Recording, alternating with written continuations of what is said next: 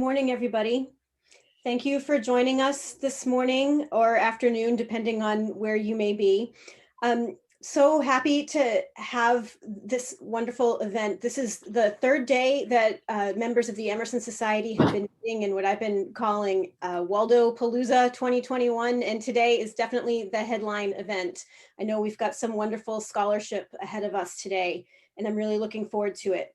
And thank you also for agreeing to be recorded. I know this is kind of a new frontier in conferencing, and I'm really excited and optimistic about what this might lead to and the possibilities for future gatherings that we might be able to have either as part of the ALA or in other environments. So it's a bit experimental, but I think it's got a lot of possibilities, and I'm really looking forward to it. If you have not already done so, please go ahead and join the Emerson Society. We're going to be making the link available on the video and elsewhere. You can certainly just Google the Emerson Society. We're pretty easy to find, and it's a real bargain. So and your membership dollars go to support so many wonderful scholarships and awards and prizes, and really promote Emerson studies and studies of figures associated with Emerson across disciplines. So please, if you haven't already, consider joining the Emerson Society. We really appreciate your participation, and there's lots of ways to get involved as well. That's all I'll say for now. I just want to listen for the next couple of hours, and I'm looking forward to it. So thanks very much.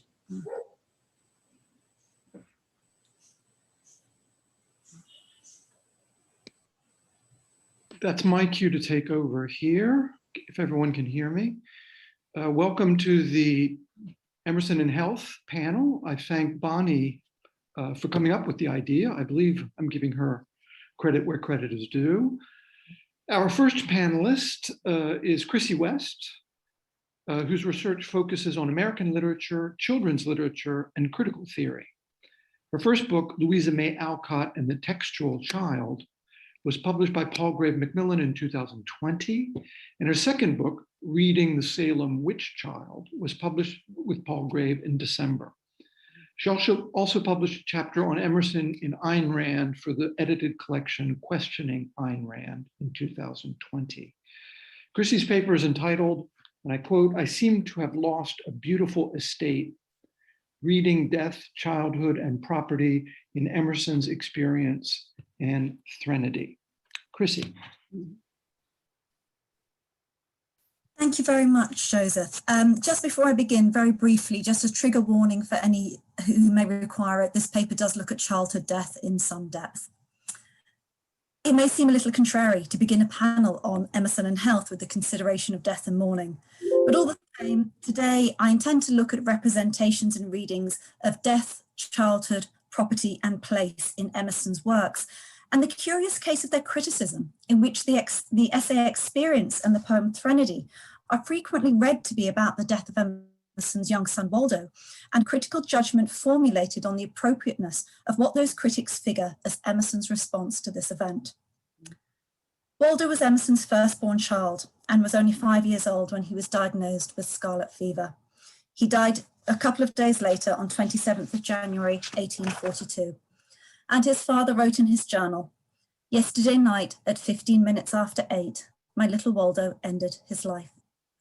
A couple of days later, on the 30th of January, Emerson wrote in his journal, "For this boy in whole remembrance, I have both slept and awakened so oft, decorated for me the morning glow, the evening cloud, how much more all the particulars of daily economy, that he had touched with his lively curiosity every trivial fact and circumstance in the household." These entries, plus other journal entries, letters, and personal papers, attest to Emerson's grief at the death of his son, and particularly the loss of Waldo from his household and from his daily life. And yet, critics frequently look to his public works for evidence of his response to the loss of Waldo. In particular, Emerson's Experience and the poem Threnody, each of which individually reference my son and my boy. In such readings, it is almost always assumed that this is the father Emerson discussing the death of his son, Waldo. There is no acknowledgement of any division between Emerson as writer and Emerson as father, between public and private. Although Emerson does not name Waldo in either of these works, the textual child has been designated by critics inescapably as Waldo. Perhaps this explains why, just as frequently, such critics judge what they have figured as Emerson's response to the death of his son as lacking or inappropriate to the point of abhorrence. The critical reception of Experience, for example, has been brutal, not just in terms of a red absence of proper emotion on Emerson's part, but in a focused attack that is centered primarily around the following lines from Emerson's essay. In the death of my son, now more than 2 years ago, I seem to have lost a beautiful estate, no more. I cannot get it nearer me. If tomorrow I should be informed of the bankruptcy of my principal debtors, the loss of my property would be a great inconvenience to me, perhaps for many years, but it would leave me as it found me, neither better nor worse. So it is with this calamity. It does not touch me. Among the many critical reactions to these lines, Max Cavich writes of the observation that appalls so many readers, and that many of Experience's readers conclude that Emerson is obscenely imagining himself to be in a position to sacrifice what in fact he has already lost. Sharon Cameron claims that the comparison of Waldo's death with the loss of an estate is shocking and describes the vulgarity of alluding to these losses as if they were comparable. And Mary Chapman refers to the shockingly material figurations of loss. And yet, what can we actually read Emerson to be claiming here? Is he claiming a belief that a child is or should be comparable to property? In my understanding, if there is a reduction of the dead and the child to monetary value in Experience, it's a reduction that Emerson, the author, is not guilty of, as he is in the eyes of these critics and others, but instead actually stands alongside them as co-accuser. This is not a model that he's endorsing, but both questioning and lamenting.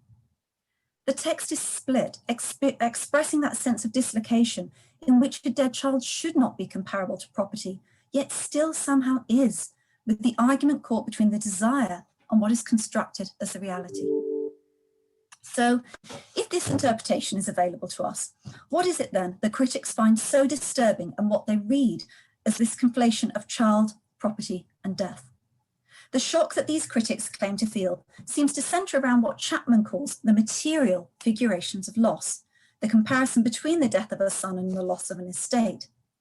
Yet the association between what is constructed here as materiality, the ownership of property, and death, even that of a child, is by no means restricted to Emerson in literature, and particularly in 19th century literature.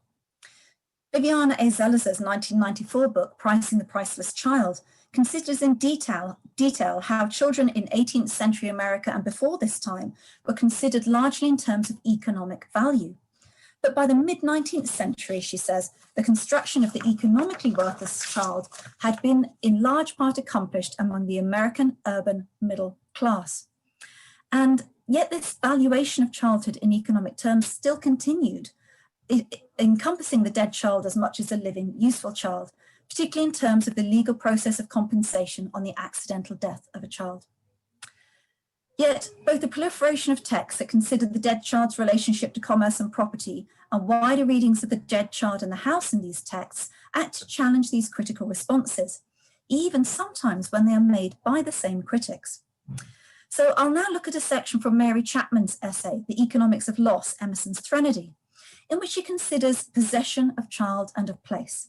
She writes, the insistence on the possessive pronoun, I see my house, I see my trees, coincides with Emerson's avoidance of the possessive pronoun to refer to my son anywhere in the poem. Neither is Waldo named, as is customary in the elegy. And I must point out here that Chapman has inserted an ellipsis between Emerson's words, my and house, as any of you who know the poem Threnody particularly well will know, and I will discuss this in just a moment. So Chapman here is reading authorial intent through her words insistence and avoidance. Although the claim to my son, which is in quotation marks, isn't from Threnody, as she points out herself, It is taken, I assume, from the essay Experience, and she's therefore claiming a direct analogy between poem and essay in terms of reading the child, that one must read both texts in tandem, with the link between them being the child that she has named as Waldo, although Emerson has not. Chapman's claim to Emerson's avoidance of the possessive pronoun is one that belongs with her statement that neither is Waldo named. It must be assumed that the boy in Threnody is my son in order to constitute an avoidance, and that both texts refer to Waldo despite Chapman's claim to the absence of naming. Through the privileging of experience above Threnody in her quoting of my son here, Chapman has reinstated both the possessive pronoun and the name, in spite of what she has constructed as Emerson's avoidance, one that has now failed. The coincidence that Chapman claims between the insistence in one case and the avoidance in another is therefore one of her own making. There is nothing more than her own failed expectation, an absence of her own construction of Emerson's avoidance. This absence is also evidenced in another way, that of Chapman's ellipsis between the two words in her quoting of my house. Quoting the text in this way constitutes the proof of Chapman's point about the possessive pronoun. However, the omission constructed by the ellipsis also constitutes an absent absence, with the missing word from Emerson's text of Threnody being empty. The line reads, I see my empty house. Chapman's reading of the contrast of presence and absence in possessive pronouns between what the narrator of Threnody claims it possesses, house and trees, and what it does not, the child or boy that Chapman claims as both my son and Waldo, relies on an undisputed reading of possession with which to construct a parallel absence. But if the word empty had not been removed, that claim would have been compromised. For surely, if the house is empty, then the emptiness is also the object of that possessive pronoun. And what is grasped escapes that very claim. The house is unhoused. And this unhousing, in my opinion, is crucial to a reading of the child in this poem. Chapman continues, Emerson uses the possessive pronoun only once to address Waldo as my truant, an oxymoron in the sense that a truant refuses to be contained or possessed.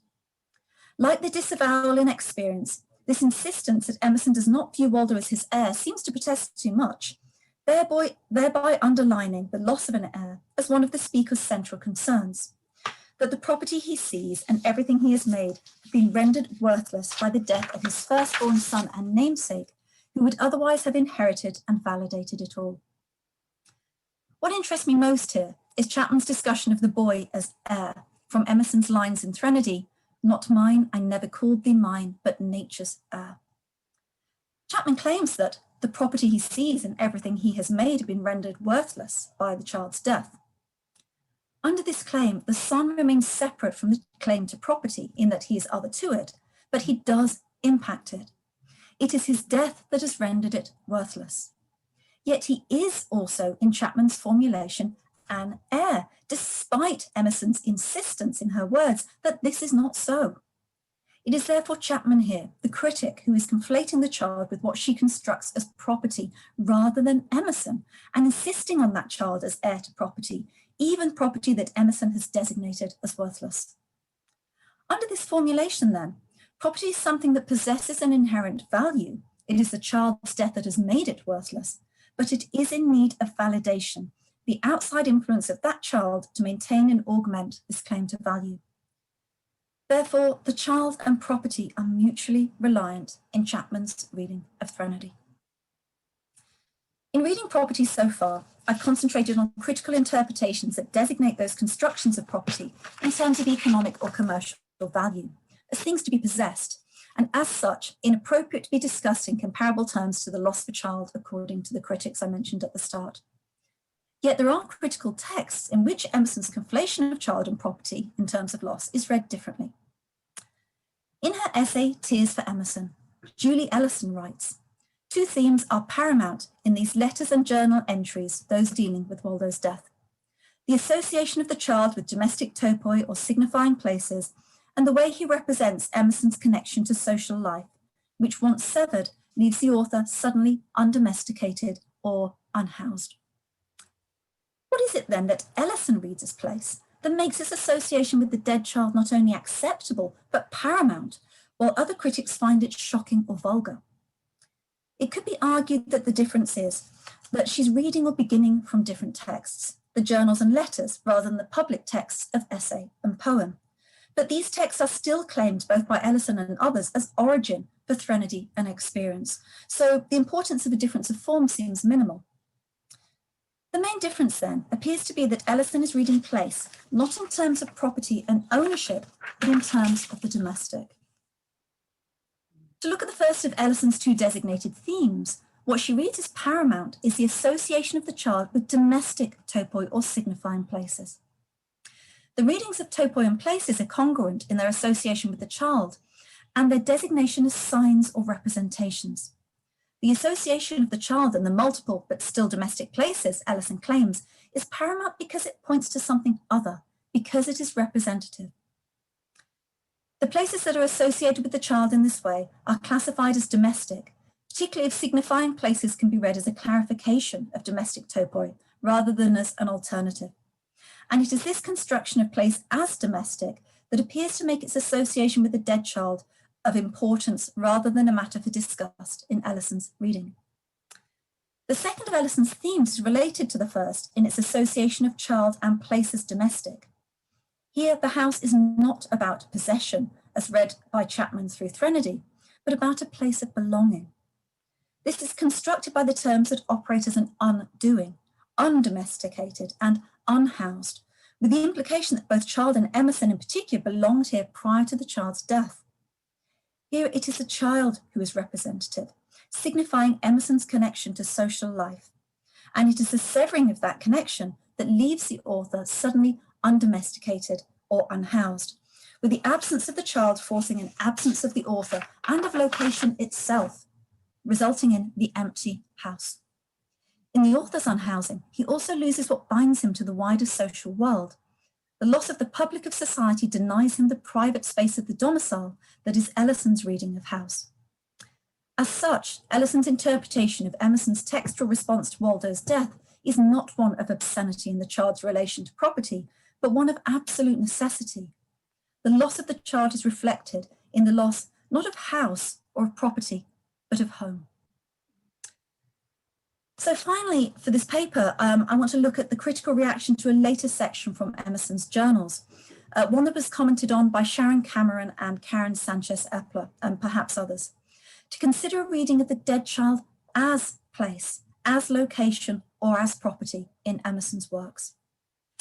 Cameron writes, "The centrality of Waldo's death for Emerson is reiterated in the following extraordinary passage of 8th of July, 1857 from the journals," and here she quotes Emerson. "This morning I had the remains of my mother and son Waldo removed from the tomb of Mrs. Ripley to my lot in Sleepy Hollow. The sun shone brightly on the coffins, of which Waldo's was well preserved, now 15 years. I ventured to look in the coffin." Cameron continues, "In that flatly declarative last sentence, Emerson records his sense of the risk associated with looking for the child, or of looking at the child's remains, or of looking into the space where the child is or was. If the journal entry shies away from specifying what is looked for and what is seen, the essay experience does not." This passage then is extraordinary, according to Cameron, and yet it attests to the centrality of Waldo's death for Emerson, although Cameron's claim to that flatly declarative last sentence is misleading in that this was not the final sentence of the journal entry, rather the final one that Cameron decided to quote in order to endorse her claims here. In looking into Waldo's coffin, it is Emerson's motives, as well as what he may or may not have found there, that are open to exploration for Cameron in this portion of her essay. Yet this passage is interesting to me rather in Cameron's struggle to interpret Emerson's relationship with his dead child, especially through a consideration of both the tomb and the child as place, and Cameron's struggles, her own struggles with this that run alongside it. Emerson's look or look in, that he, as quoted from his entry, are interpreted by Cameron as a looking for, looking at, or looking into the space that she reads as inhabited by the child, a claim that might be read as a slippage of previously discussed critical claims to property, house, the domestic, and even estate, a slippage that results in the necessary relocation of the child. While this unease or inability despite several attempts to specify what is seen, could be located in the lapse of time since Waldo's death, it is the fact that Cameron feels a need to attempt to do so, to fill what she reads as an absence, not in the coffin, but in Emerson's text, that counts. With that need to fill the absence also linked back to her reading of experience, in which she claims it is Emerson, and not herself, who specifies what is both looked for and seen, although this is not something I specifically recall from my own reading of the essay. And yet, it is a rare attempt by a critic to locate, to discuss, to centralize the Emersonian child, even if that location first fails, then is deferred to another text, and finally constructs itself as an absence. Cameron's child may or may not be there in its place. It may be present and absent, both across the two Emersonian texts and in her claim to the space where the child was. Yet she, as she has claimed for Emerson, is centralizing the child in her text, where so many critical readers of Emerson do not, focusing rather on the insufficient, as they read it, authorial response rather than on the child. The question then is, what is at stake for Cameron in wanting to know what Emerson saw here? Is it about the desire, the need to see what Emerson saw and thus to locate the child? Is it the desire to see, to know, to pin the child down, to locate it, to have it in and as place, even if that locating is ultimately constructed in terms of absence? Emerson and his text constitute a block here between Cameron and the child. He can see the child both in place and as place, but she can only look, with the look both resulting in and creating an absence. It is that reading and construction of absence, of what cannot be seen, and the desire to know that is critical here. Nature and Cameron abhor a vacuum, even if it's one of their own creation. Is reading absence always accompanied by this desire to fill it, even if it can never be accomplished? However, in her increasingly frustrated guesses of what Emerson may have seen, she raises some vital questions in terms of reading the dead child in Emerson's works. What is the child? Where is the child? Is the child, still locatable in and as place, if there is only, as Sanchez-Epler claims in relation to this passage, space or dust within the coffin? Is it in fact constituted not just by absences as absence? Is childhood always what it is not? And is this what critics read as the Emersonian child? In asking such questions of critical texts, we too are forced to fall back on speculation, on questions without answers. And as such, what we can take from this analysis primarily perhaps is that the conflation of death, childhood, property, and place in Emerson's works and their criticism remains not an answer in its multiplication of responses, but rather constructs an absence that formulates the questions and produces the necessary gaps between lived, dead, and textual child. Thank you very much.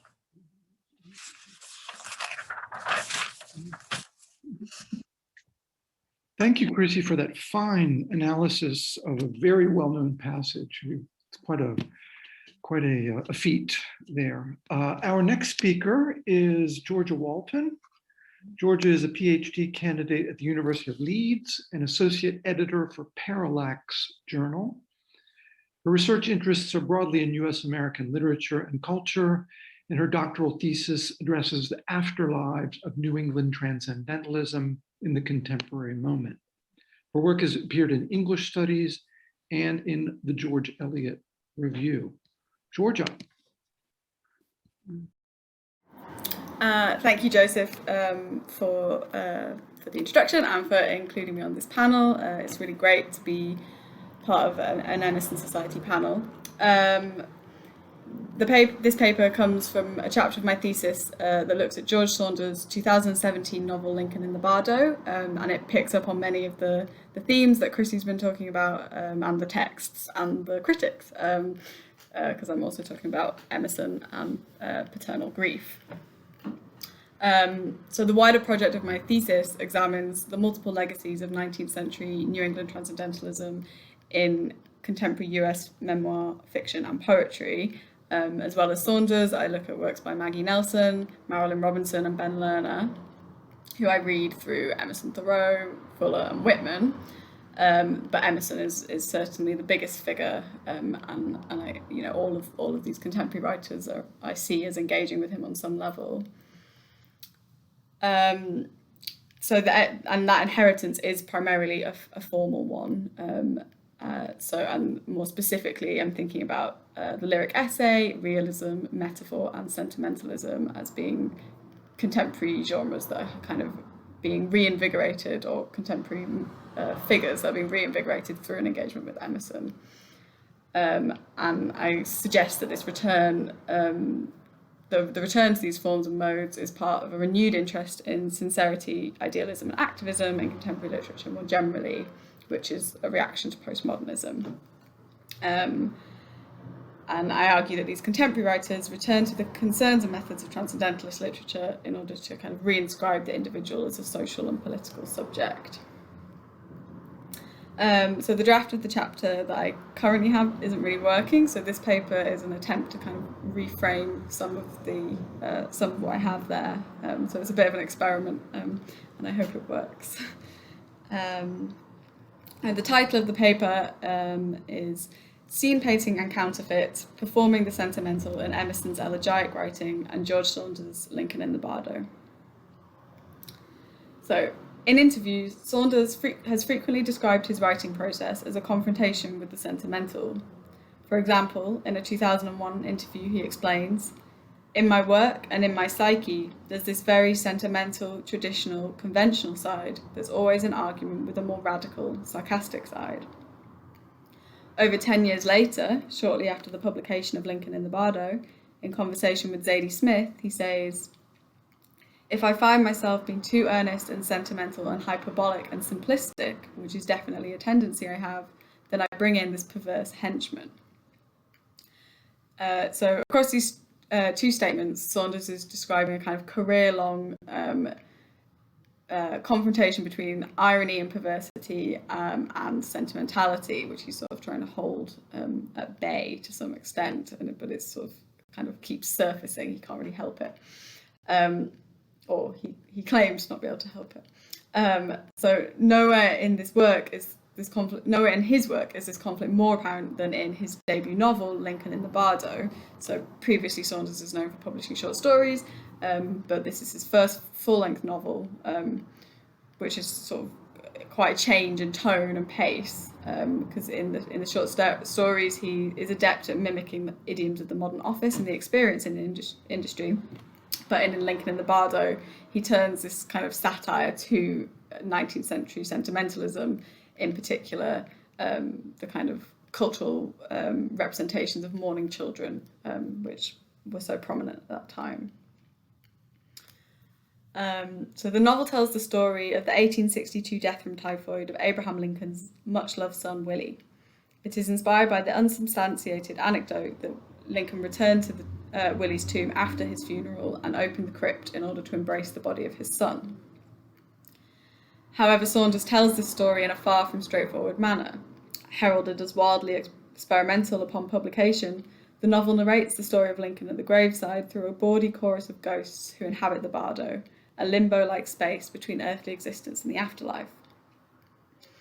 The action of the novel is narrated entirely by these ghosts through dialogue, which is arranged on the page similar to the way the dialogue of a play is arranged. And Lincoln's actions are kind of subordinated to what's going on with these ghosts. Though I should say here that this description is only true of half of the novel.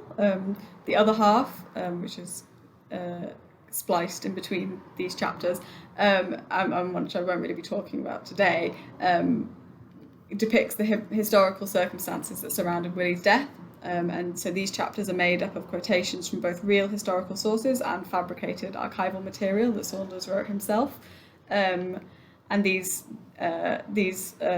combination of sources sort of provide commentary on the atmosphere of the White House and members of the Lincoln household, their appearance and character.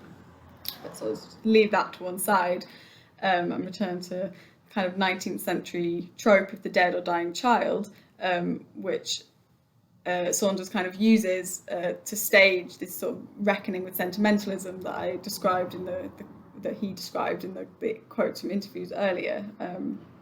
So it's a kind of reevaluation of his own writing practice and what he believes literature can do, I'm suggesting.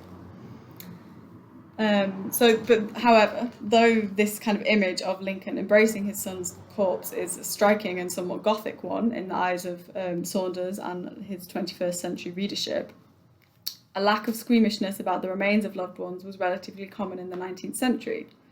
Mary Shelley kept Percy's calcified heart in her desk, and Poe's literary executor, the anthologist Rufus Griswold, opened his wife's coffin 40 days after her death. Most importantly, for my purposes here, though, is Ralph Waldo Emerson's treatment of his son Waldo's body. Waldo died from scarlet fever in 1842, and 15 years after his death, his body was disinterred and moved to the Emerson family plot in Sleepy Hollow Cemetery. Whilst this movement of the body was happening, Emerson opened the coffin and looked inside. And this is an action that Karen Sanchez Epler has described as embodying sentimental efforts to keep the dead present. So the stories of Willie Lincoln and Waldo Emerson are strikingly comparable. These two boys with such similar names, both the apple of their father's eye, both killed by quintessential Victorian diseases, were both buried in borrowed graves and then disinterred by their famous fathers. So here, I take this figure of the grieving father bending over the body of his son as a starting point for thinking about the way in which these texts, so Emerson across experience and Threnody and in journal entries and Saunders and Lincoln in the Bardo, these texts engage with the body. And so I'm thinking about the body as something that was constructed through sentimental literature in the 19th century, or sentimentalism as something that was preoccupied by the body. So I just want to kind of sketch a brief outline for that critical context. So many critics of 19th century sentimentalism have noted the genre's or the mode's emphasis on the body. For example, in her introduction to the foundational collection, The Culture of Sentiment, Race, Gender and Sentimentality in 19th Century America, Shirley Samuels writes that 19th century US sentimentalism was fundamentally a project about imagining the nation's bodies. And this project of imagining bodies has frequently been understood as a mode of generating sympathy. 19th century readers and writers believed that reading about the experiences of others allowed the reader to actually experience the sensations being described. So, for example, Charles Stowe wrote that his mother's novel, Uncle Tom's Cabin, made the crack of the slave driver's whip and the cries of the tortured blacks ring in every household in the land. But this suggestion that reading about the suffering of others can allow the reader to actually experience that pain has been the focus of much criticism on 19th century sentimentalism over the last 30 years. It's been kind of much contested part of the criticism. But so kind of Glenn Hendler usefully summarises this by saying that criticism has staged a confrontation with the central premise of sentimentalism, the idea that through the meditation of textualised sympathy, feelings and experiences can be communicated from one embodied subject to another. Hendler argues that critics who rail against this premise are taking the presumptions of sentimentalism too literally. He sees this as a result of the gap between 19th century modes of reading and those that we subscribe to today. And indeed, the question of sympathy, or to use more contemporary vocabulary, empathy, and literature has been widely discussed and debated in contemporary literature since the beginning of the 21st century. And an example for this would be the discussion that surrounds Claudia Rankine's 2014 poem Citizen, an American Lyric, which is kind of has been read as a kind of lesson in empathy, kind of educating white readers on how they should empathise with the experiences of black people, or how they can't, depending on where you sit. So sympathy and its contemporary sister empathy are widely seen as problematic in our current moment, and this is kind of, as Lauren Berlant says, discussing the related concept of compassion, feeling for another does not necessarily mean that the observer will act to help the person suffering, or that their actions will not help to disempower the suffering person further. So that's sort of the contemporary view on empathy and sympathy. But this isn't really a view that Saunders shares. For him, the possibility of empathy and causing empathy, if that's something we can say, is one of the primary motivations for him in writing. The 4 collections of short stories he published before Lincoln and the Bardo are known for their satire of the language and hierarchies of the spaces of late capitalism, such as offices and theme parks. And Saunders creates empathy for his characters while mocking the systems in which they're forced to operate. So here we see again these kind of the satire mixed with the sentiment as threads running through his writing. Critical work on Saunders has frequently focused on this empathetic imagination. So writing about his short stories, Michael Basler argues that Saunders' fiction develops a form of narrative empathy that prompts the reader to overcome their built-in self-centered confusions by telling alternative stories that strip off the habitual and thereby make them sensitive to the experiences, them being the reader, experiences and perspectives of others. And this might be kind of muted in comparison to what Charles Stowe said about Uncle Tom's Cabin, but in essence, the suggestion is that reading allows the subject to move outside of their own perspective and into that of another. And Basler and Adam Kelly see this insistence on empathy in Saunders' work as part of a turn away from postmodernism in late 20th and 21st century culture that's been called the new sincerity. And so writers of the new sincerity are seen to move away from the irony and detachment of postmodern forms in order to forge sincere connections with the reader. By invoking the tropes and themes of 19th century sentimentalism in Lincoln and the Bardo, Saunders then is directly engaging with a mode of writing that was predicated upon the belief that reading about the pain of others allows the readers to share in and understand that pain. However, as I been trying to make clear, and I hope the kind of quotes I began with illustrate, Saunders is often kind of in argument with this sentimental mode. And by literally invoking the tropes of sentimentalism, he's able to kind of scrutinise this in his own writing. And this is kind of where Emerson comes in and is helpful. Despite his return to the body, which, as Sanchez Epler notes, conforms to this kind of sentimental mode of remembrance or attachment and thinking about the body, Emerson is highly ambivalent about sentimentalism's belief that suffering affords the subject any insight into the world. And I'm thinking in particular from the very famous line from Experience, "I grieve that grief can teach me nothing." Here, Emerson questions whether the loss of his son gives him any understanding of the world as it exists beyond the limits of his perception. In this way, Emerson departs from the view more traditionally associated with 19th century sentimentalism, that experiencing sorrow helps you to identify with the pain of others. Which we can see with Harriet Beecher Stowe, who claims that she was motivated to write Uncle Tom's Cabin after the death of her infant son, and so she finds a kind of community in grief. She says, "Having experienced losing someone so close to me, I can sympathise with all the poor, powerless slaves at the unjust auctions. You will always be in my heart." Samuel Charles Stowe. So she kind of collapses individual experience into her losing her child is the same as slaves enslaved people having their children taken away from them. And indeed, critics have interpreted Emerson's writing about Waldo's death in Experience as a rejection of contemporary modes of expressing grief. For example, Dana Luciano argues that in Experience, Emerson rejects the conventions of commercially produced child elegies, and Max Kovich describes Emerson's writing about Waldo's death as an eloquently voiced grievance against inherited forms. For Emerson then, unlike kind of more traditional sentimentalists or more straightforward sentimentalists, grief is inherently detached and removed from the experiences of other bodies. At the start of Experience, he characterises this detachment using the figure of the ghost. So ghosts like we glide through nature and should not know our place again.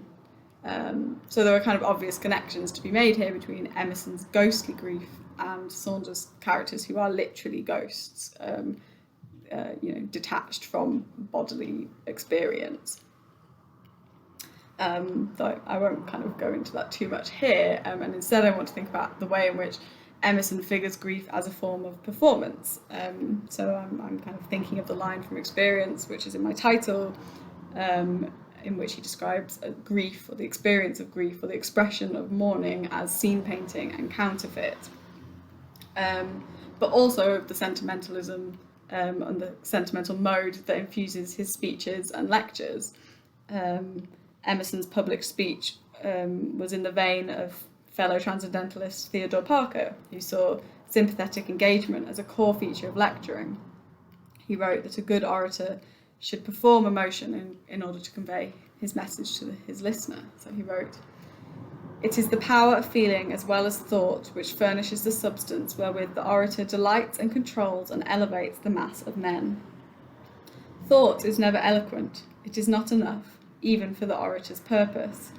He must stand on the primeval rock of human consciousness, must know by experience the profoundest feelings of men, their love, their hate, their anger, their fear, and above all things their love of God, and unspeakable trust therein. Feeling he must make others feel. Mere thought convinces, feeling always persuades." So this version of kind of emotive oration infuses Emerson's speeches and essays. Indeed, Tom F. Wright has recently argued that with his concept of the voiced essay, that the vocalizing of emotion spills over into Emerson's prose. So the kind of Emerson's sort of rhetorical style was a kind of sentimental form of public performance that was tied to the voice and rejected the authenticity of the relationship between body and affect that the mode has been connected to elsewhere. It's also perhaps important to note here that in Threnody, his elegy for Waldo, that Emerson frequently figures Waldo as through the voice and thinks of the loss of him as the loss of being able to hear Waldo speak. So again, the voice is sort of pivotal in the sentimental remembrance. Also, I just kind of, in this kind of reading of Emersonian sentimentalism, builds a lot on Glenn Hendler's work on the sentimental as a mode that shaped public life in the 19th century, in contrast to viewing it as a kind of feminine domestic genre from, as was sort of, until the end of the 90s was the kind of predominant critical view. So in reading Saunders' novel in relation to Emerson, we find a sentimentalism that questions its own ability to incite sympathetic feeling in the reader, but ultimately also hopes to do so. And we find the medium for doing so to be a form of vocal performance through which he produces or conveys bodily sensation. So Saunders' story, which is inspired by a return to the body and a reluctance to let the body go, is narrated by drawing attention to the medium in which it's being conveyed, so either the voice or the text. For example, the novel's central tableau of Lincoln returning to Willie's grave is narrated by the three main ghosts, Hans Vollman, Roger Bevans III, and the Reverend Everly Thomas. And in this scene, the ghosts watch enthralled as Lincoln removes Willie's body from the coffin, embraces it, and then gives voice to his emotion. And in his narration of the scene, Saunders is primarily engaged in imagining bodies. His emphasis is on physical contact and showing the embodied expression of emotion, namely weeping or sobbing. And the ghosts are particularly amazed by Lincoln's decision to handle the corpse. As the Reverend says, it was the touching that was unusual. The ghosts remark at length on Lincoln's physical dexterity, noting with some exactitude on the way in which he holds Willie's corpse. However, because the scene is narrated entirely through the voices of the ghosts, the reader's reception of Saunders' description of Lincoln's embodied actions is kind of explicitly mediated through a form of vocal performance. And in this way, Saunders uses the ghostly voices of his narrators to provide the bodily description that is in turn designed to evoke sympathy. So my final point that I'm going to come to is that this mode of narration allows the reader to imagine themselves as part of an embodied audience. In his work on Emerson and the voiced essay, Wright says, essays in this tradition, the voiced essay, strove to emphasize the collective with a focus on communal predicaments and shared solutions, with the essayist simulating not one-to-one intimacy, but a triangular relationship between speaker and reader and a wider audience often imagined as a crowd of listeners. Saunders constructs the graveyard parameters of his novel as a theatrical space, and in doing so, allows the reader to imagine themselves as part of an audience or collective. They do not need to move out of their own body to experience sympathy with others, but rather to experience their own body as one among many. I'll finish. Emerson kind of then offers a way of understanding both Saunders' kind of contemporary experimental form as well as his invocation of 19th century tropes, and kind of helps us to reconcile the two. Thank you very much.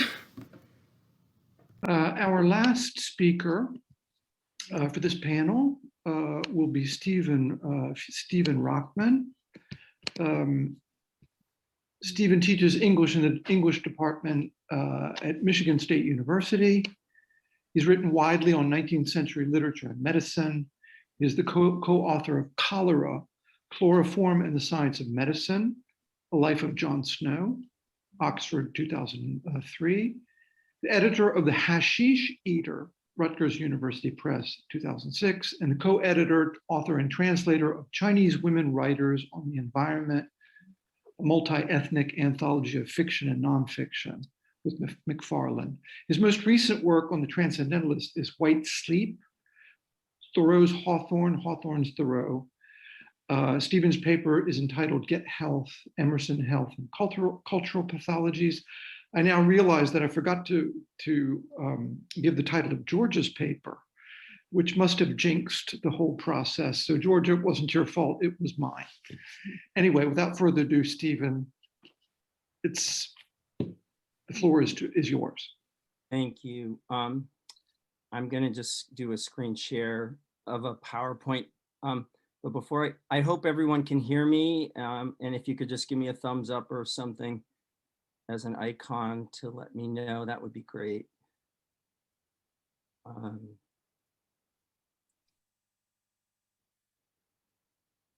Yeah, so I really appreciate you allowing me into your Emersonian precincts here. Many of you might know my work on Poe, and I'm non-denominational in regard to such matters.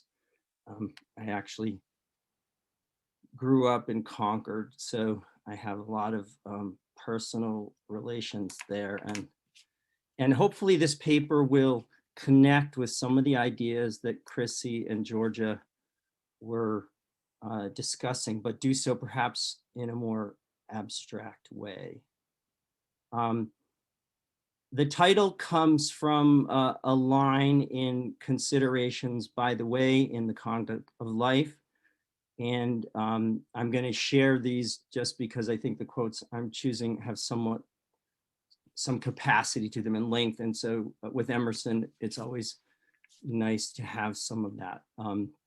But it's hard to keep that in one's mind. But I'll begin with this kind of epigraph. If now we should venture on laying down the first obvious rules of life, I will not here repeat the first rule of economy, already propounded once and again, that every man shall maintain himself, but I will say, get health. No labor, pains, temperance, poverty, nor exercise that can gain it must be grudged. For sickness is a cannibal, which eats up all the life and youth it can lay hold of and absorbs its own sons and daughters. So this paper concerns itself with Emerson's conception of health, the ways that it circulates through the nature-culture system in his thought, his cultural therapeutics, and the pathologization of culture to the extent that they serve as a theory of culture, individual creativity, and as an expression of a particular historical moment, and perhaps, given our own situation, as a glancing commentary on our own contemporary or trans-historical preoccupations with the body and disease entities as sites of critical inquiry. I approach the question of health in Emerson's thinking and writing as a subset of the problem of science, as scholars such as Harry Hayden Clark, A. Wilson Allen, Laura Dessau-Walls, and Peter Obachowski have explored it. That is to say, questions of health are part of an abiding but relatively overlooked preoccupation of Emerson that is latently connected to the main currents of his larger socio-literary philosophical project. Emerson's gnomic directive to get health and his deployment of the human trope of the Cronus-like cannibal for sickness, the antagonistic other of health, signals how health and how health/sickness occupies a liminal position in his thinking. Who are the sons and daughters of sickness? What labor, what pains, temperance, poverty, or exercise does he have in mind?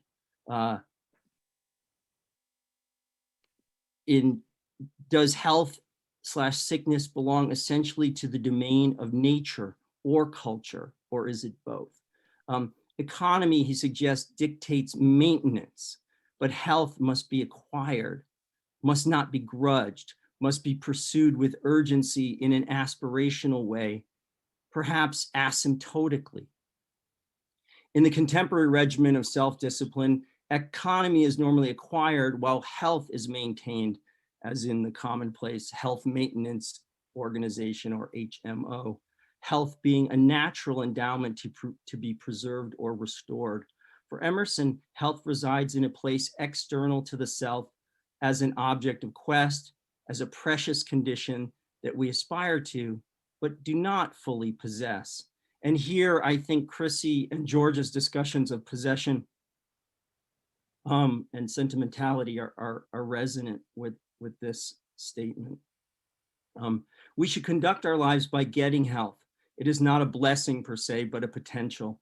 If temperament was for Emerson an experience, the iron wire on which the beads of our transient moods are strung, then the getting of health does not describe health per se, but the itinerary its pursuit might set, the effort to shape the arc of that iron wire over the course of a lifetime. Now, as the opposite of health, sickness is self-consciously imagined as a cannibal. I figure it, he says. And here's, before I get to this, this is kind of from his journals very early on, where he's thinking about the 1832 cholera epidemic. And he basically says something similar to, it's almost like a vow to the self. We are to be punctilious in our care. No caution is unseemly. Just to suggest that the ideas of 1860 are not new ones, but abiding ones. But the quote goes on here. I figure it as a pale, wailing, distracted phantom, absolutely selfish, heedless of what is good, great, attentive to its sensations, losing its soul, and afflicting other souls with meanness and mopings, and with ministration to its veracity of trifles. Dr. Johnson said, severely, every man is a rascal as soon as he is sick. Drop the cant and treat it sanely. In dealing with the drunken, we do not affect to be drunk. We must treat the sick with the same firmness, giving them, of course, every aid, but withholding ourselves. And the best part of health is a fine disposition. It is more essential than talent, even in the works of talent. Nothing will supply the want of sunshine to peaches, and to make knowledge valuable, you must have the cheerfulness of wisdom. Sickness is a species of life that devours life, consuming it in its veracity of trifles, a form of consumption perhaps, a tubercular condition, standing for the whole of ill health. Disease consumes the body as sickness consumes life. By making sickness the cannibal other of health and treating health as a kind of possession to be acquired, as if get health were get wealth, or the injunction of self-reliance, trust thyself, Emerson inscribes health with these social properties. Furthermore, sickness is a form of social contagion in and of itself that has the potential to alter the orientation or posture or attitude of the unsick. Emerson suggested that people have as much to fear from being consumed by a culture of sickness as they do from any particular disease entity. Individual health functions as part of a cultural system in pursuit of health, and to be in pursuit of health implies its absence, and to be in a culture in pursuit of health means that one presumes a kind of culture of sickness. In short, for Emerson to imagine culture in this way is to pathologize it. And so for Emerson, the bane of sickness was the way that it encumbered consciousness. He concerned himself in the conduct of life with the social and affective states aligned with sickness, the subjective and psychological aspects of not feeling well, a proliferation of symptoms, a hyper-awareness of bodily sensation, a gloominess that pervades a sick room.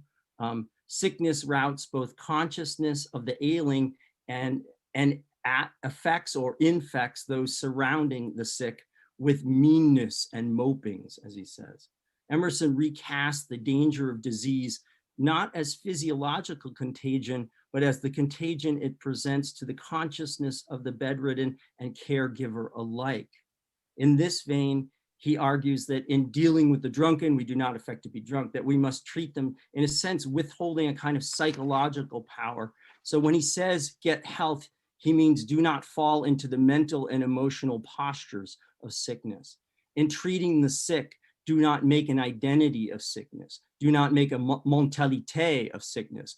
Do not make a culture out of that, in a sense. Emerson challenges a kind of 19th century cultural predilection to find power, genius, and humanity in the sick room.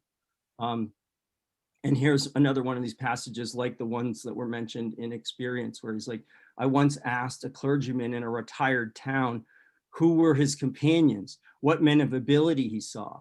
He replied that he spent his time with the sick and dying. I said he seemed to me to need quite other company, and all the more that he had this. For if people were sick and dying to any purpose, we would leave all and go to them.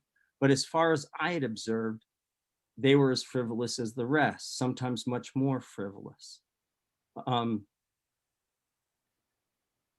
The concern of Emerson's thought becomes clear, a kind of sentimental or vocational predilection for sickness and death.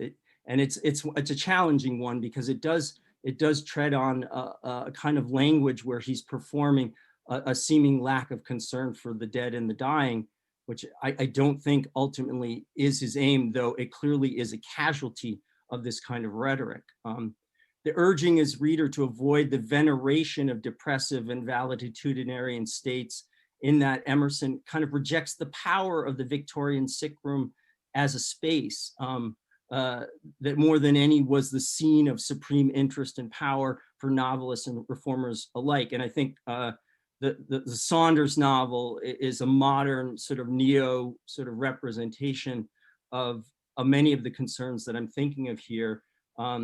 If Emerson's taking on the sick rooms and the deathbeds of Charles Dickens' Nell or Harriet Beecher Stowe's Eva, and the 19th century vigilance who sought enlightenment by the side of the ill and the expiring, it's as if, as Athena Vredos has suggested, the power of sick rooms and narratives of illness lay for many in their ability to invoke the most basic form of material reality, the sensory and corporeal experience. Then Emerson insists that bodily experience of sickness is, in fact, too real to be useful. By the same token, while it's certainly true, as Vredos notes, that many 19th century physicians were concerned with sort of gendered effects or feminizing effects, it would be misleading to attribute to Emerson's objections solely an antipathy for maudlinness or unmanly sort of notions of those who give comfort.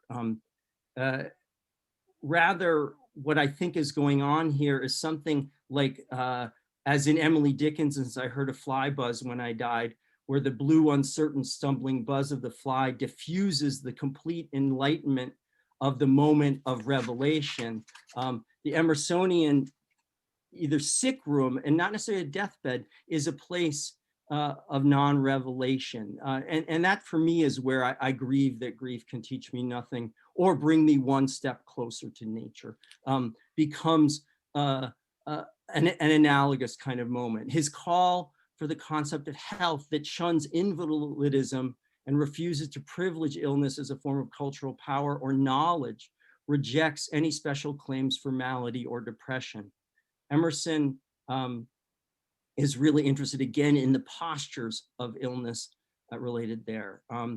That idea that the best part of health is a fine disposition, that despair is no muse, that depression of the spirits, as he says, develops the germs of plague in individuals and nations. Be merry and wise. He's writing in these cultural essays in The Conduct of Life. As health must be gotten because of a general pathological orientation, not in the sense that it's moribund, but that it sympathizes too deeply with the revelatory power of sickness. And here we might speculate for a moment on our own global health crisis right now that we're presently going through. Today, we typically see the pandemic triggering depression. For Emerson, it is the reverse. Depression triggers pandemic. But my larger point has to do with the liminal qualities of the health-sickness dynamic as they appear in his analysis. If health is a state of forgetting the body that allows the mind to do its cultural work, sickness is a state that forces the mind to confront the body in a way that disables those very operations. We are, in a sense, at an Emersonian threshold of disability studies, but perhaps Emerson's ableist orientation cannot quite frame it as such. But I conceive of this along the lines that Laura Dessau-Walls has described for Emerson's drive for meaning via nature and science. And here's that passage. For unlike scattered, quarreling humanity, nature was self-evidently single, bound into one by the law that created it and guided it still. Therefore, the study of nature seemed to Emerson the one sure path to truth. As a result, science permeated his thought and writing at every level, from its deepest structure to his most casual analogies. The very method of thought, of science, and of nature was one and the same. The search for the clairvoyant insight that galvanized the chaos of particulars into their rightful order. So as Walls lays it out here, this is kind of the drive that science sort of provides to create a kind of unified theory. But sickness for Emerson presents the threat of scattered particularity. It's a quasi-natural condition of non-meaning over and against which his drive for unified meaning in nature kind of churns. Okay, so the next part here, I want to just turn to a little more into the conduct of life and thinking about this culture-nature system as he treats it with a host of pathological metaphors in his essay, Culture. And here I think the next quote is where he's kind of talking here about what the function of culture is. And for him, it's fundamentally therapeutic. And the thing that it operates on is what he calls organic egotism. And organic egotism is such an interesting phrase because egotism could be seen clearly as part of human nature, part of the social world, part of culture itself. But the insistence that there's a kind of organic posture towards our own self-interest is part of what he posits here. And he calls it a great pest of society. 'Tis a disease that, like influenza, falls on all constitutions. In the distemper known to physicians as chorea, the patient sometimes turns around and continues to spin slowly in one spot. Is egotism a metaphysical varioloid of this malady? The man runs around a ring formed by his own talent, falls into admiration of it, and loses relation to the world.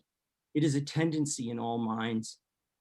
One of its annoying forms is a craving for sympathy. The sufferers parade their miseries, tear the lint from their bruises, reveal their indictable crimes that you may pity them. They like sickness because physical pain will extort some show of interest from bystanders, as we have seen children who, finding themselves of no account when grown people come in, will cough until they choke to draw attention. The continual and playful pathologizing of egotism vitalizes Emerson's critique, bringing it to life in a double sense.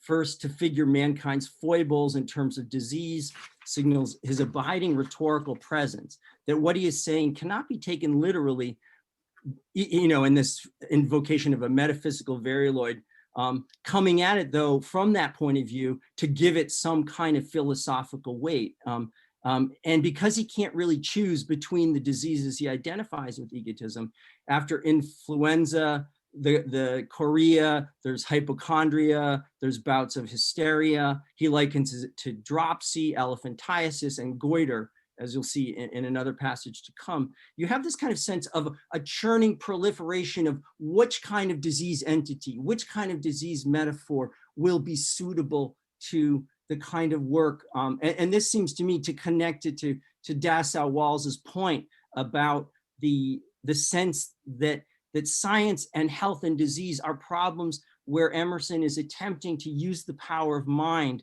to invoke a sense of a nature culture system that will allow us to understand them as connected and meaningful. But disease presents special problems because it moves us directly into that sense of non-meaning, a sense where solipsism is the threat.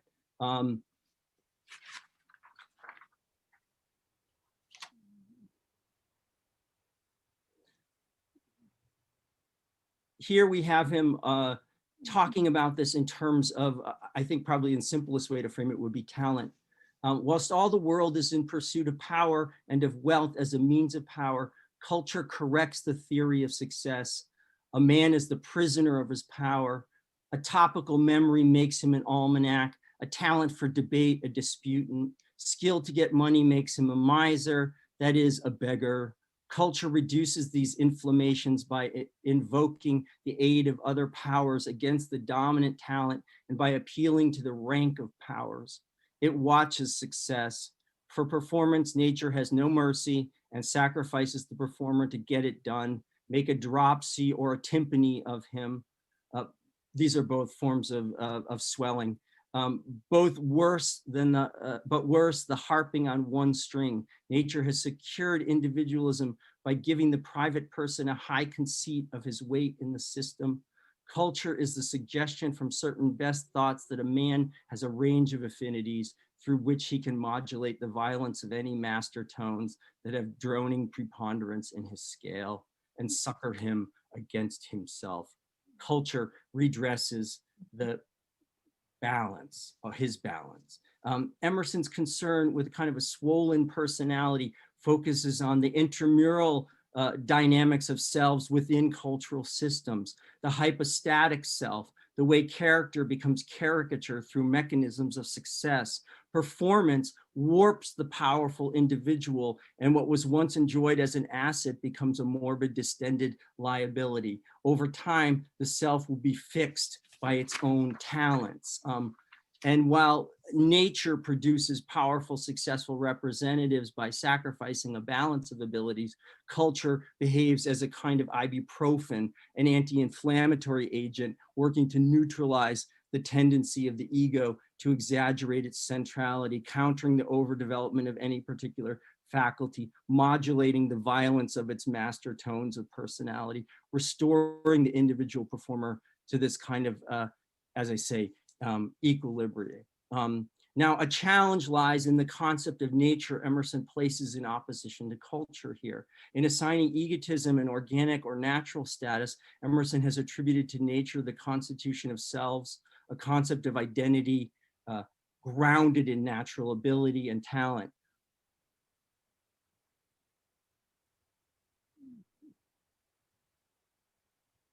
Okay, all right, so what I'm going to do here is sort of leave that idea there and just leave you with a couple quotes for the interest of time so we can talk about these papers. Just a couple ideas about pandemic thinking. I have more to say about the therapeutics, but there are places, and especially in the essay Fate, where Emerson talks about pandemics. And And he brings up cholera in particular, but this is a one to think about where he's thinking very much in terms of a cycle between nature and culture.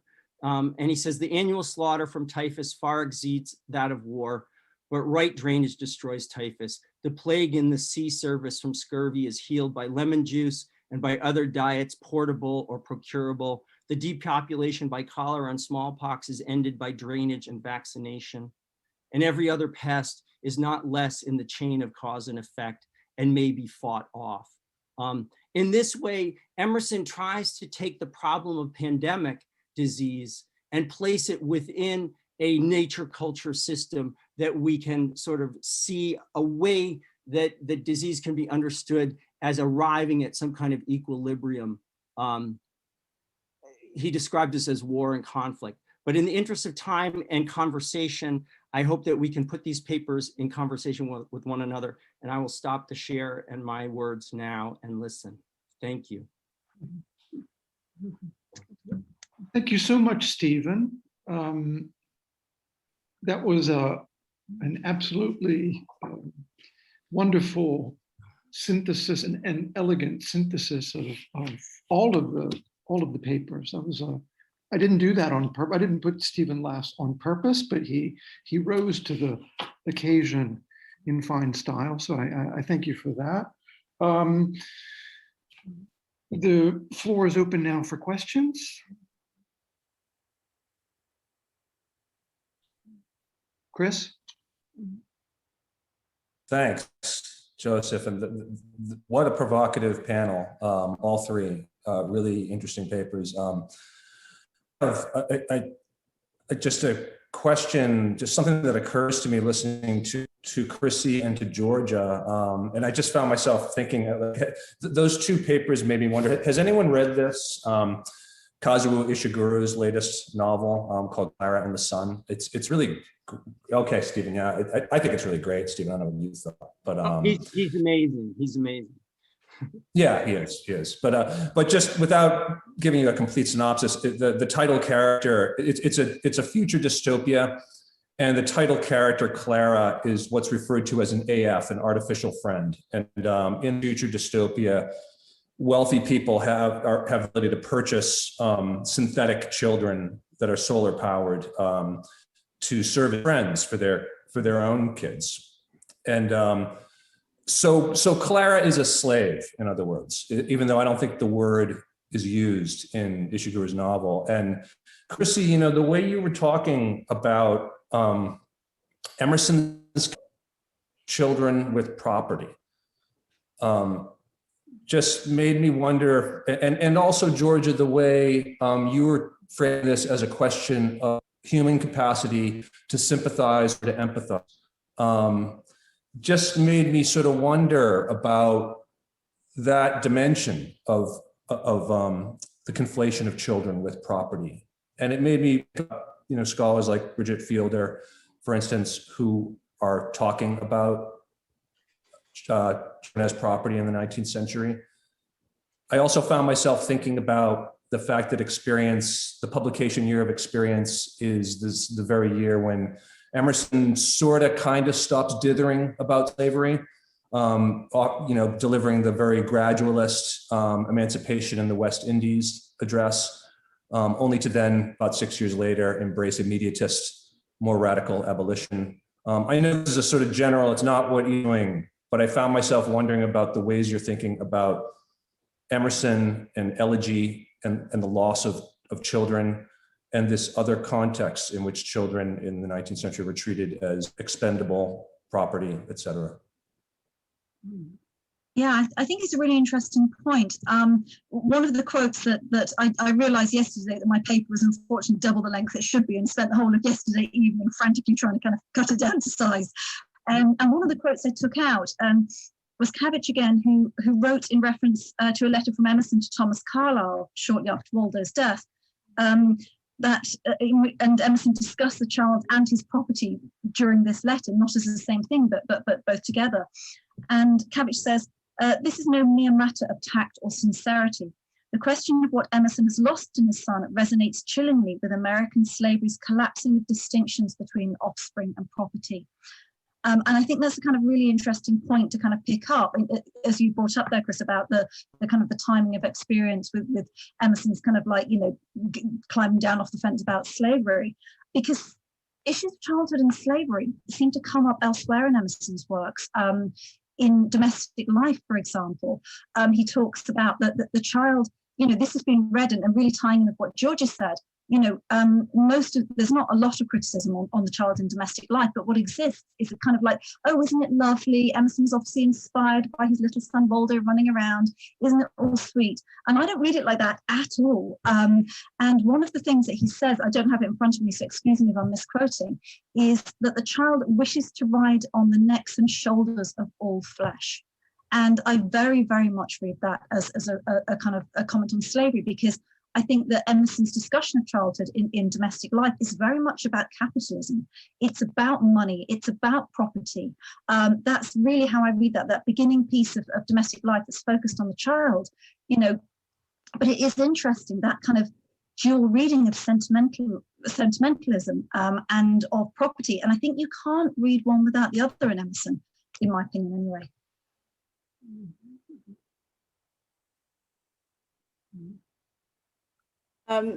I can kind of speak to that in the Saunders novel a bit, just in that I think one of the problems of the Saunders novel is that he kind of elides the difference in a kind of, probably a kind of Beecher Stowe kind of way, in that he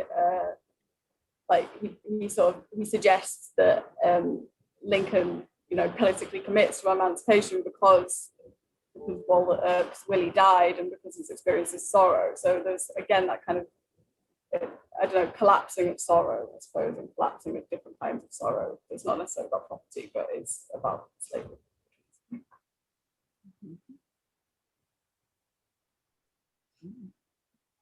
Michael? Thanks for a really wonderful panel. I was interested sort of moving across the papers and how each one was thinking about sort of embodied existence in Emerson. And not in ways that I think either atomize or turn the body into like a discrete entity, right? There's this sort of way in which there's a kind of an architectural or extended body that's at stake in each one, right? And I really loved, Christy, this notion of unhousing, right? And that's an unhousing that takes place even after death, right? So, and that, you know, sort of this movement out of you know, sort of space, right? And or even in terms of health as a kind of, right, and this is where I think Emerson might be close to someone like the French philosopher Canguilhem, right? This sort of notion of, you know, health as achieving homeostasis, as health isn't the default condition, but it's this sort of process of, you know, moving towards, right? I'm not sure this eventuates in a question, but I was just sort of, you know, struck and impressed how, you know, you're thinking about the body and embodied existence, each of you in Emerson, in sort of, I think, exciting ways. So. I thought just to kind of link in with Stephen's paper particularly as well, in terms of kind of thinking about health, is it kind of, to me, you know, Emerson's complaint about health, you know, the best part of health is a fine disposition. To me, he seems to kind of tie this all together in that, you know, he goes back to his complaint about the sepulchres of the fathers. You know, well, why do we kind of have to have the sepulchres of the fathers? Why can't we live independently? And if you read that with the poem Terminus as well, he puts this complaint in the mouth of, you know, the god of bounds, who says, you know, again, excuse me, misquoting, it's not in front of me, you know, blame, if you will, your sires. But there is something here about going back to sepulchres, about death, but death as place that seems to link all of this together. Sorry, I know it's not quite precisely addressing what you're saying, but I just thought that was an interesting point that seems to tie all three together. Dave? I was going to respond if Go ahead, yeah, Michael. Or, you brought up, there's a through line okay, from Emerson to Nietzsche to Canguilhem and the normal and the pathological. And in the larger utterance of this paper, I have a section on the gay science, which is all about be merry and wise. And the gay science is a quote from Emerson. But then what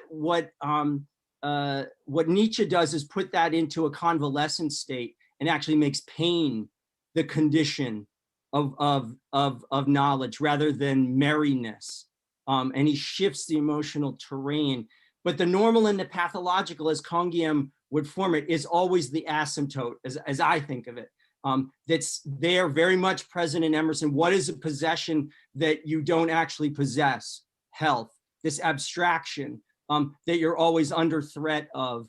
And fear, a lot of us talk about pandemic, which is so resonant today, has to do with fear. And what attitude does someone walk into a cholera situation or a smallpox situation? And attitudes towards disease are very much there. So just quickly, I absolutely agree, Michael and Chrissy, there's this through line that is worrying about a nexus between the human economies of the body that are architectural or extensive, and the mental itineraries of the philosopher, and then any human being dealing with their emotions of living and dying. Emerson says in a little throwaway phrase that I like, and I think it's in Tendencies and Duties of Men of Thought, he talks about a frolic health. Right? Yes, yeah, which is the Fröhliche Wissenschaft is Nietzsche's German term for the gay science. Great, thank you. And I think, very briefly, just to finish on that for myself, you know, as Emerson says, you know, we do not possess health. It's also that we do not possess the body, whether it's our own body, that again, it's the sire's, it's their fault that we don't possess health. Our body is not our own body. It's never our own. It's always kind of linked somewhere else. Just as we do not possess the bodies of others, we do not possess the bodies of our children. No matter if we open the coffin, no matter if we scoop them up and hold them, they're still not ours to hold on to. So I think those two things tie in really closely. Dave Greenham?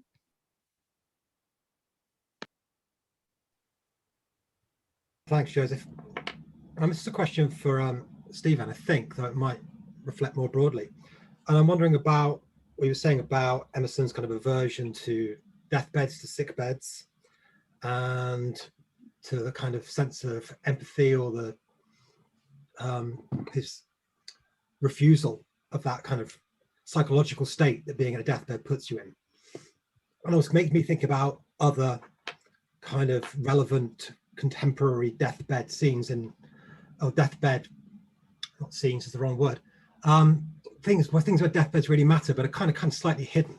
I'm thinking firstly about Hester Prynne and the way that she resolves her whole relationship with her community through her experience of attending deathbeds, changing a whole society's attitude to her, and that kind of reflection on how that's about creating something which is in a sense quite Emersonian, her own kind of individualism with this, you know, in relationship to her society. So, and I was also thinking about Emerson's Aunt Mary, who I believe, because she was a single woman, you know, was frequently at the deathbeds and sick beds of all of her relatives. And that seems to be about a third of Phyllis Cole's book on Mary Moody, is her at various deathbeds. I'm not sure quite where the question is there, but it seems to me that, you know, is this a gendered thing here? Is this about masculinity? Is this about the way Emerson wants men to behave? Or is there a more general universal point about Emerson's view on deathbeds? Thank you for the question. It's a question that I've been worried about for about 20 years, sort of thinking about, like, what is the power of the deathbed? And it goes to the Bardo too, and it's there, and it's in front of us now. I mean, full disclosure, my father died of COVID in Concord this January, and I witnessed it on FaceTime. And we had this horrifying deathbed scene. And with COVID, the deathbeds are largely out of the picture, given the number and magnitude of them. But caregivers do talk about the need to care, but to also inoculate themselves, to insulate themselves from the power of those scenes, especially as they're repeated over time. And I think that for me, I definitely feel that there is a clear gendering, certainly in Emerson's language about this. It's always men of ability that he wants to talk to. And and young men that he's worried about and talent. But though you do have sons and daughters being sacrificed by sickness, so there's an awareness in that sense. But I really feel that it is rhetorically gendered about power, and that power for Emerson is gendered, and we have to deal with that.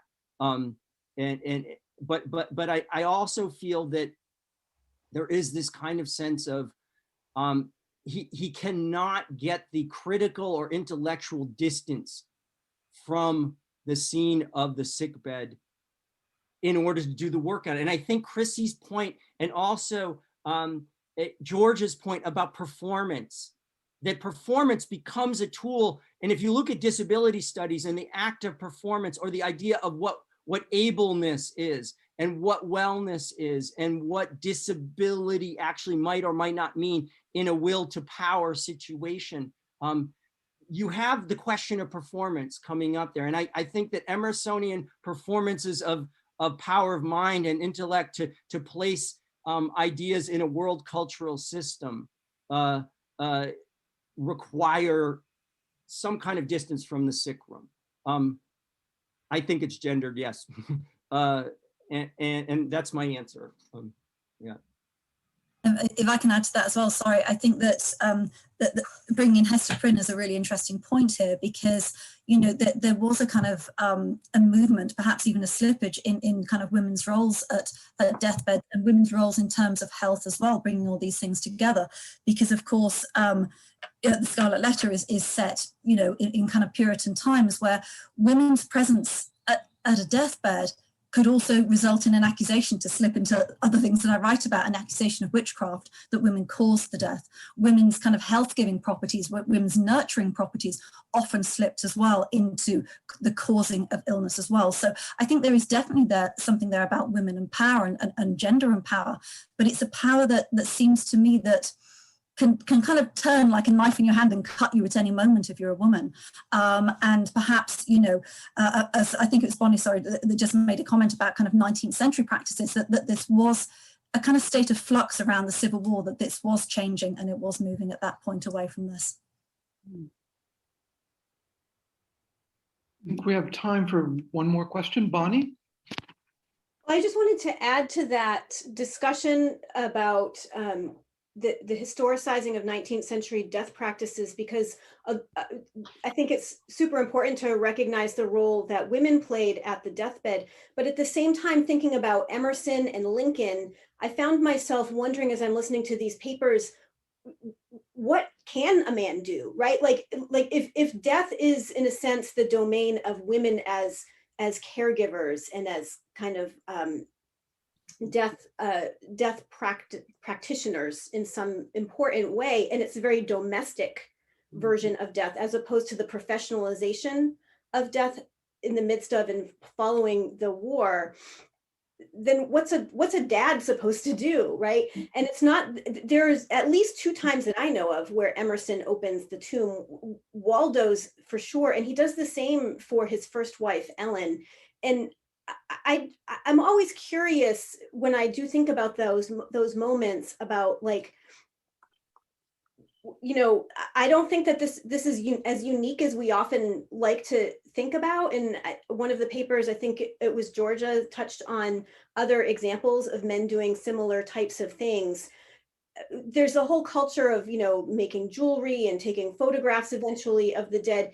And so I just wonder, I feel like there's more to be explored about what is the culture of the practices surrounding death, and in particular for men as mourners, I think, and the way that their grief can be manifested, if not through the physical care for the dead.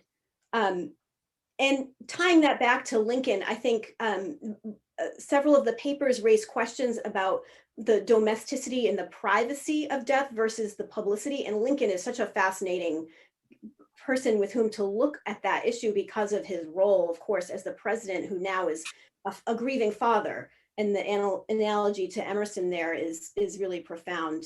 And of course, to the rest of the nation. So I think that historically, there's a lot still there to open up and consider. Perhaps time for one more very brief question. Anyone?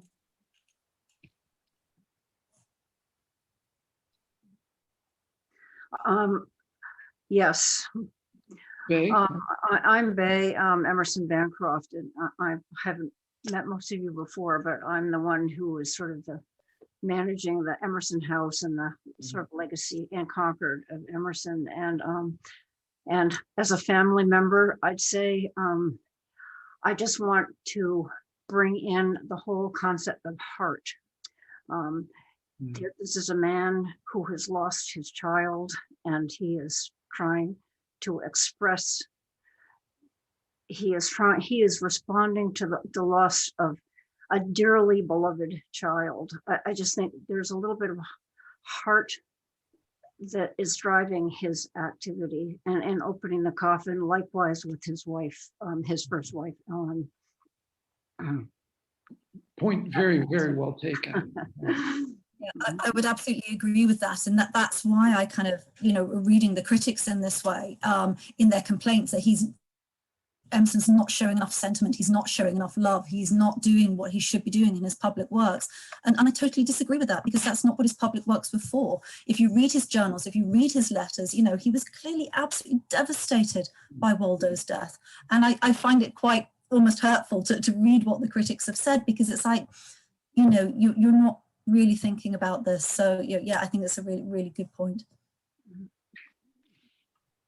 Okay, I think we'll shift to our pause now. Michael, how much time would you think reasonable here? Yeah, so let's first a really quick round of applause to all of these great papers and a vibrant discussion.